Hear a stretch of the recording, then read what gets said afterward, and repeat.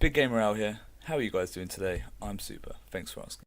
Hey guys, today I want to bring you a review for Deadcore on Xbox One. This was a PC title from a couple of years ago that has been released on the Xbox Store for £6.50 in the UK or about $8.50 in the US.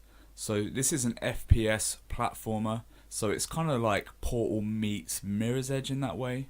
And it has a futuristic setting in which you're given a gun that can manipulate electronics within the environment, so activating things like jump pads, disabling enemies and opening pathways and doors throughout the levels. But the real twist is that you're having to do this while moving at quite a speed and doing some quite intricate platforming while still trying to shoot in first person. The gameplay is extremely fast and the controls are very twitch based.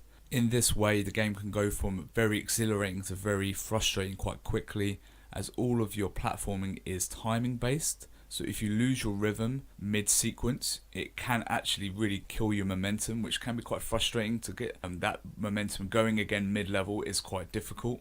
It is, for its budget, a very good looking game. When you first look at the game running, you look at the graphics and the fact it's in first person and the speed it runs at, and you think, wow, this is quite impressive for a game that is under $10.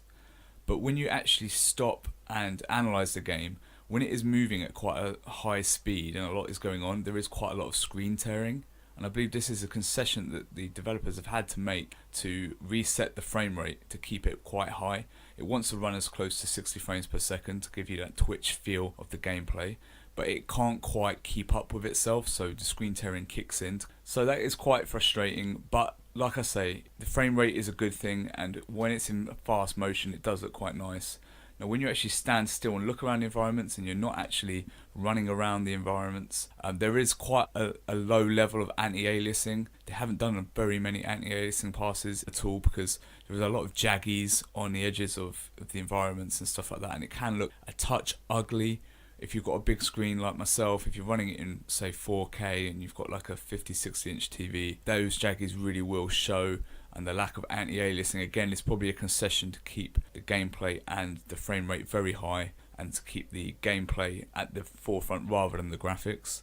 So it's one of those. It looks good at times, it doesn't at others. A lot of the environments are using the same kind of tile based system, so a lot of the environments can be quite samey. Again, this is probably to allow it to load those assets in fast, doesn't need a lot of optimization because at the end of the day this is an independent game. All in all, I did enjoy Deadcore from time to time, and some of the puzzles were quite devious, but after a couple of hours it did become a bit of a chore. When you lose momentum and you have to repeat sections, there isn't a great story to kind of draw you in and make you want to really push through the game, so it can feel a little bit of a labour sometimes.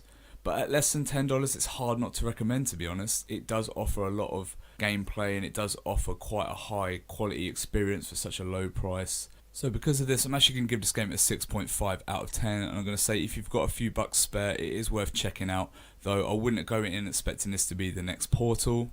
So guys, if you enjoyed this review today, if you want me to keep reviewing these games as they pop up, feel free to like, comment and subscribe, and I'll see you next week.